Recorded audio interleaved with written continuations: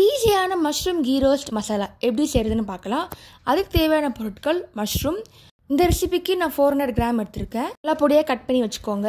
Next Kashmiri chilli 8 இல்லை குண்டு மிளகா போட்டுன்னா உங்களுக்கு 5 போட்டால் போதும்.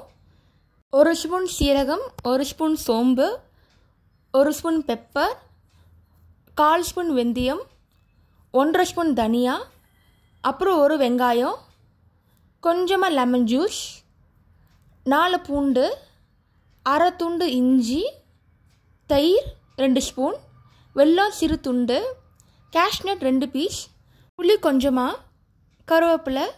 இப்போ ஃபஸ்ட்டு மசாலா பண்ண போகிறோம். இதில் மிளகா, சீரகம், தனியா, சோம்பு, மிளகு எல்லாத்தையும் போட்டு ஃப்ரை பண்ணிக்கோங்க. நல்லா ட்ரையாக இருக்கணும், ஈரப்பசமே இருக்கக்கூடாது. இப்போ ட்ரை பண்ணதை ஆற வைங்க. நல்லா ஆறுனதுக்கப்புறமா மிக்சியில் போட்டு அரைச்சிக்கலாம்.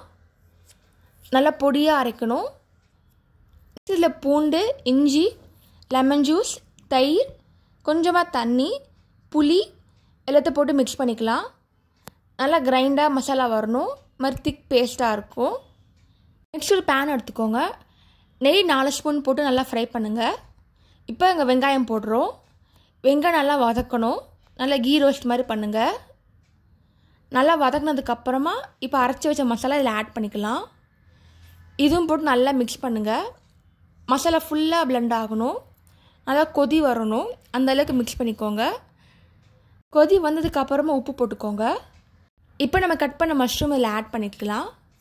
மஷ்ரூமை ஆட் பண்ணதுக்கப்புறம் நல்லா கொதிக்க விடுங்க. அப்போ தான் மஷ்ரூம் சுருங்கும், மசாலா நல்லா பிளெண்ட் ஆகும்.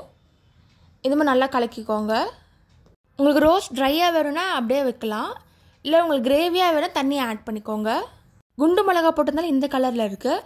காஷ்மீரி சில்லி போட்டால் நல்லா ரெட் கலரில் தெரியும். ஃபைனலாக வெல்லம் ஆட் பண்ணிக்கோங்க. சின்னதாக போட்டால் போதும். மஷ்ரூம் கீ ரோஸ்ட் ரெடி ஆகிடுச்சு. இப்போ சர்வ் பண்ண வேண்டியதான். நான் கொஞ்சம் செமி கிரேவியாக பண்ணியிருக்கேன். உங்களுக்கு ட்ரையாக வேணால் தண்ணி கம்மியாக ஊற்றிக்கோங்க. மஷ்ரூம் கீ ரோஸ்ட் மசாலா இதே ஃபார்மேட்டாக சிக்கன், மட்டன் கூட ட்ரை பண்ணி பார்க்கலாம். அதுவும் நல்லாயிருக்கும் டேஸ்ட்டு. நீங்களும் ட்ரை பண்ணி பார்த்துட்டு எப்படி இருக்குன்னு சொல்லுங்கள். தேங்க்ஸ் ஃபார் வாட்சிங். லைக் பண்ணுங்கள், ஷேர் பண்ணுங்கள், சப்ஸ்கிரைப் பண்ணுங்கள்.